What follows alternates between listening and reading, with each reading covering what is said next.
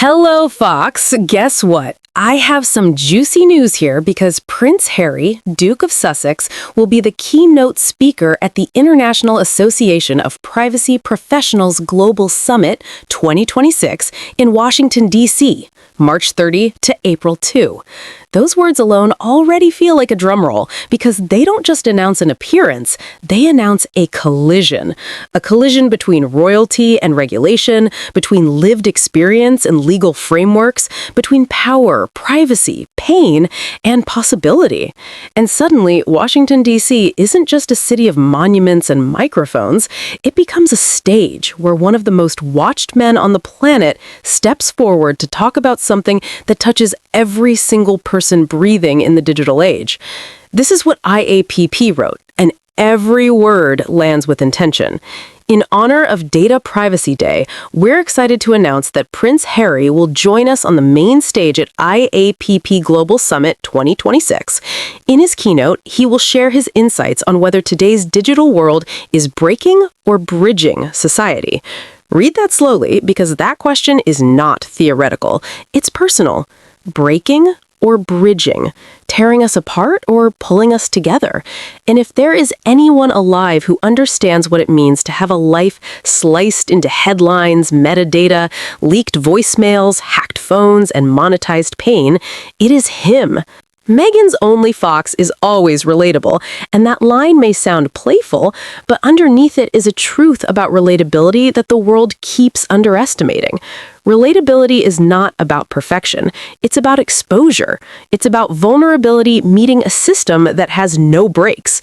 And suddenly, this keynote is no longer just another polished conference moment with applause on cue and hashtags on screens. It becomes something sharper, something heavier, something that makes people sit up straighter in their chairs. Picture the room without needing to be told. Rows of privacy professionals, policymakers, technologists, lawyers, ethicists, all fluent in acronyms and frameworks, all trained to think in clauses and consequences. And then, walking onto that stage is someone whose life has been a case study in what happens when privacy collapses. Not in theory, not in footnotes, but in real time, in grief, in marriage, in childhood memories that were never meant for public consumption. The digital world loves to pretend it is neutral. It loves to hide behind innovation and progress and convenience, but Prince Harry's presence at the summit rips that illusion wide open because his story forces a question that no regulation can dodge forever. Who pays the price when privacy fails, and who profits when it breaks? This is not a man speaking from a pedestal untouched by consequence. This is someone who grew up with cameras waiting for him to blink, who watched his mother chased by lenses, who learned early that attention can be both currency and curse. And now, decades later, he stands in front of the very people tasked with shaping the future of data protection, asking whether society is being stitched together by technology or slowly fractured by it. The timing is deliciously symbolic. Data Privacy Day, a day meant to remind the world that behind every data point is a human being, behind every algorithm is a choice, behind every breach is a story.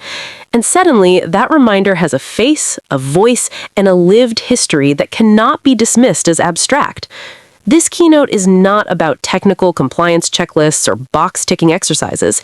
It is about trust, about dignity, about the line between public interest and public intrusion, about how easily technology amplifies harm when ethics lag behind innovation. And when Prince Harry speaks about a digital world that might be breaking society, he is not guessing, he is remembering. Washington, D.C. has hosted countless speeches about freedom, rights, and responsibility, but this moment feels different. Because this is not just about governments or corporations, it is about families, about children growing up online before they can consent, about narratives frozen forever in search results, about how trauma can be recycled endlessly for clicks, likes, and ad revenue. There is an irony that cannot be ignored. A prince, once born into one of the most controlled information environments in the world, now standing as a critic of uncontrolled digital exposure. A man who understands both the power of institutions and the vulnerability of individuals. A figure who has stepped away from one system of surveillance only to confront another, more global, more relentless, and far less accountable. And let's be honest, the audience isn't just in that conference hall. It's online. It's everywhere. Because the moment this keynote happens, clips will circulate, opinions will explode, and the very dynamics he is questioning will play out in real time. That tension alone makes this moment electric. There will be those who cheer, those who scoff, those who roll their eyes and mutter about relevance, but none of them will be able to ignore it, because the conversation he brings is unavoidable. The digital world is not slowing down. Artificial intelligence is accelerating, surveillance capitalism is booming, and society is still arguing about where the boundaries should be. Prince Harry's voice in the space is not about titles.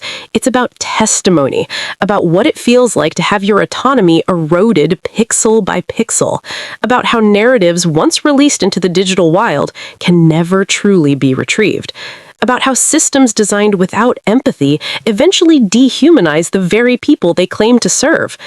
The IAPP knows exactly what it's doing. This is not a random booking. This is a strategic provocation.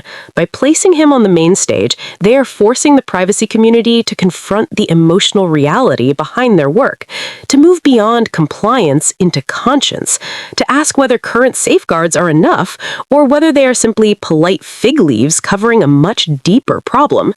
And let's not forget the global context. Privacy is no longer a niche concern. It is a frontline issue in democracy, mental health, journalism, and human rights. Elections are influenced by data, conflicts are fueled by disinformation, and young people measure their worth through algorithms they did not design. And in the middle of it all, families like his have lived under a microscope that never switches off. This keynote promises to blur lines in the best possible way, between personal and professional, between emotion and expertise, between lived experience and legislative ambition. It challenges the audience not just to listen, but to feel uncomfortable, because growth rarely comes from comfort. There is something quietly powerful about a man who has been both protected and exposed by systems of control, now questioning the ethics of control itself. About someone who understands how narratives are constructed, weaponized, and monetized, stepping into a room full of people who influence how information flows. And, yes, there is warmth here, too, a sense of optimism that refuses to die.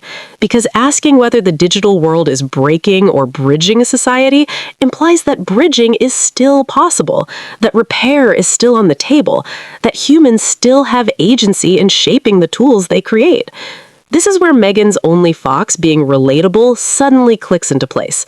Relatability is the bridge. It is the antidote to abstraction. It is what turns policy into purpose. And together, their public journey has consistently pushed conversations toward compassion, mental well-being, and accountability. As the dates approach, anticipation will only grow.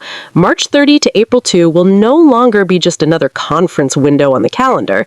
It will be a moment where privacy steps out of the shadows and into the spotlight, carried by a voice that knows exactly what happens when the spotlight burns too hot. People will tune in expecting controversy. They will stay for clarity, and they will leave with questions that linger long after the applause fades. Questions about consent, about power, about whether society has mistaken connectivity for community. Because at the heart of this keynote is a simple, unsettling truth. Technology reflects our values, and if the digital world is breaking society, it is because we allowed it to. But if it can still bridge us, it will be because people, brave enough to speak from experience, demanded better. This is not just a speech. It is a reckoning wrapped in a conversation, a moment where royalty meets responsibility, where data meets humanity, where a global audience is invited to look in the mirror and decide what kind of digital future it is willing to accept. And that, Fox, is why this announcement isn't just juicy, it's seismic.